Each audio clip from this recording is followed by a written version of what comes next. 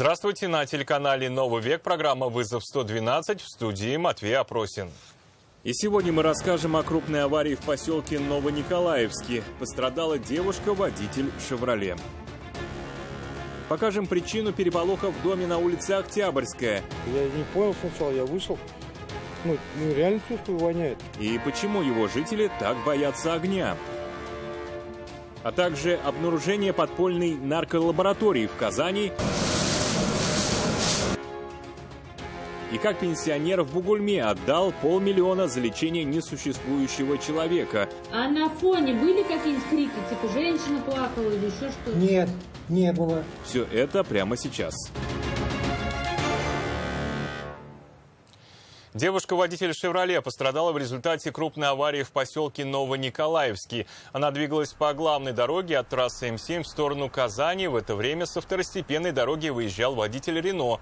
Он не предоставил автоледи преимущества в движении, как того требуют правила. Столкновение не заставило себя долго ждать. Удар был сильный, обе машины теперь не на ходу. У обоих транспортных средств сработали подушки безопасности. Впрочем, они не уберегли девушку от травм. Пострадавшую госпитализировали в 7-ю горбольницу. Обычная перьевая подушка стала причиной переполоха в доме номер 12 на улице Октябрьская в Казани. Жильцы дома почувствовали запах гари и вызвали пожарных. Огня здесь очень боятся. Друг за другом в здании уже было несколько пожаров. Один из них очень сильный. Год назад горел шкаф на балконе 3-го этажа, а сейчас задымление на 2-м. 5 минут потушили. Они же профессиональные специалисты. Эта женщина живет в доме напротив, но не пропускает тут ни одного пожара. 3-4 года там назад было, тут 3 этажа весь горел. В этот раз, увидев пожарные машины, вышла посмотреть, что горит, и ничего не увидела. Тут раз тоже было алкаши. Несколько лет назад полностью сгорела одна комната в соседнем подъезде, и сильно пострадали все остальные в том крыле. Затем был еще пожар. На балконе 3-го этажа загорелся шкаф. В комнате в это время был квартирант. Происходящему он тогда сильно удивился. В этот раз источник дыма был в комнате этажом ниже. Мне соседка сначала, которая вызывала, сказала, я не понял сначала, я вышел. Реально чувствую, воняет. Она мне говорит, я забежал, считай, туда. Сначала в другую комнату, вот в эту вот девушку, где он сможет стоять. Я к ней в комнату стучаться начал. Она открыла, у нее нормально все. Потом ухожу, я говорю, что за бред? Она показывает мне, смотри, говорит, вот оттуда дым. Он тут же нашел комнату, откуда и шел запах гари, и сразу предпринял все возможные меры безопасности. Электрику я забежал туда, отключился. Весь. Да, я думал, проводка сначала дымит, то, что дым идет. Да. А в квартиру попасть не смог. Стучался, не открывают. Где горит, вызвали пожарных. Пожарных вот они приехали, зашли. До владельца комнаты, рассказывает мужчина, дозвониться не смогли. Его самого тут видят нечасто. Жилье он сдает, а вот квартиранты меняются регулярно. Не русский какой-то жил. Вот последние дни я его увидел, вот пару дней назад буквально даже. А сейчас что-то нет.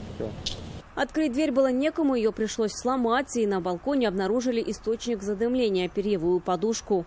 А чего тогда пожар пошла? Это не знаю уж. Никто не знает, да? Сгорание.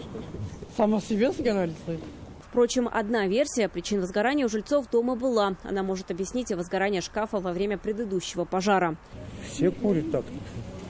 Он курит, стоит. Вероника Гайнудинова, Анвар Шарифуллин, «Вызов 112». Ну а на улице Рахимова ночью загорелось то, что осталось от дачных домиков и заброшенных гаражей. Когда-то между железной дорогой и проезжей частью были сады, ближе к 5-этажкам построили сараи. И то, и другое со временем оказалось заброшенным.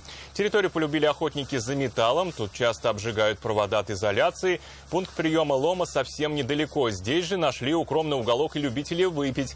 Заглядывают бездомные, играют дети. Пожарные в это место ездят с завидной регулярностью. В этот раз, предположительно, причиной возгорания стала детская шалость. С огнем пожарные справились быстро, не дав ему распространиться. Около 10 килограммов наркотических веществ обнаружили стражи порядка в Казани у 2 молодых людей. В гости к ним полицейские пришли не просто так. У них была информация о возможной причастности мужчин к нелегальному обороту запрещенных веществ. Тому, что увидели в доме первого подозреваемого и в гараже второго, удивились даже опытные борцы с наркотиками. И еще есть другой полностью.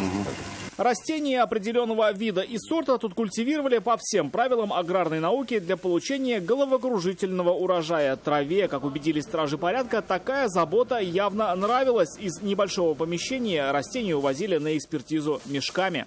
В ходе реализации оперативной информации задержали в Казани 2 ранее судимых местных жителей, подозреваемых в незаконном обороте запрещенных веществ. В ходе обыска, арендованного младшим сообщником частного дома, полицейские обнаружили плантацию с произрастающими в горшках кустами конопли, общий вес которой превысил 5 килограмм. Также из помещения было изъято свыше 3,5 килограмм мефедрона и порядка 500 грамм марихуаны. В гараже второго подозреваемого полицейские нашли лабораторное оборудование и прекурсоры для синтеза запрещенных веществ. Все изъяли. Мужчины признались, и конопля, и синтетические наркотики принадлежат им. Мало того, они сами все и изготавливали, жили там же, без отрыва от производства. По предварительной информации, злоумышленники выращивали в частном доме коноплю, после чего изготавливали из нее марихуану. В гараже сообщники производили синтетику. В дальнейшем они, по указанию неустановленного куратора, сбывали запрещенные вещества бесконтактным способом через тайники и закладки. Из дома с зимним садом мужчины переехали в менее комфортабельные апартаменты следственного изолятора. Суд на время следствия отправил их под арест. Если обвиняемых признают виновными в производстве и распространении наркотиков, то следующие 15 лет они могут провести в местах лишения свободы. Рамиль Шайдуллин, вызов 112. 88-летний житель Бугульмы лишь чудом не потерял 500 000 рублей, которые уже отдал на лечение совершенно незнакомого человека. Ему позвонил якобы следователь и сообщил, что внучка мужчины переходил дорогу на красный свет, из-за чего автомобиль попал в аварию. Его водитель получил серьезные травмы. Если добровольно помочь пострадавшему, то можно значительно облегчить неминуемые последствия для близкой родственницы. Мужчина долго не думал и собрал нужную сумму. Он сказал, что ваша внучка шла на красный свет. На красный свет. А в это время ехала машина, которая увернуться хотела и разбилась. После таких новостей пенсионер был готов на все, лишь бы уже с самой внучкой все было хорошо. Звонивший уверил, что если добровольно помочь пострадавшему, то внучке это явно зачтется.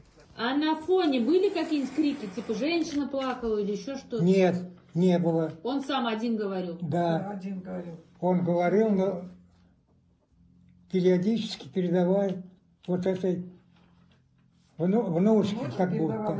По телефону 2 голоса убедили мужчину, на лечение водителя хватит 500 000 рублей. Но это в том случае, если собрать их очень быстро. Времени мужчина терять не стал. Вскоре приехал курьер и забрал деньги, предназначенные якобы для лечения водителя.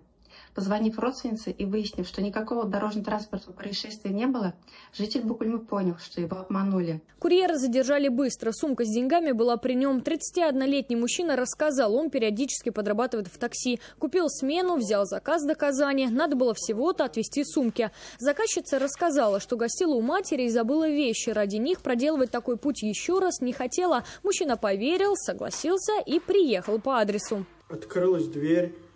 Там стояла бабушка, получается, она мне протянула сумку. Я спросил, а это все? И спросил, а что в сумке? Она сказала, полотенце и деньги. Получается, я забрал сумку и пошел. Его задержали по пути в Казань. Все деньги были в целости и сохранности. Их у мужчины изъяли, а в отношении него самого возбудили уголовное дело по статье «Мошенничество». Алена Струминская, вызов 112. Это все, о чем сегодня мы успели вам рассказать. Обо всех происшествиях можете сообщать нам по телефону 570 50 50 или на мобильный 8 9869 112 112. Также мы доступны и в социальных сетях. Присылайте видео, снятое вами. В студии был Матвей Опросин. До встречи. Не бросайте вызов судьбе. Вдруг она его примет.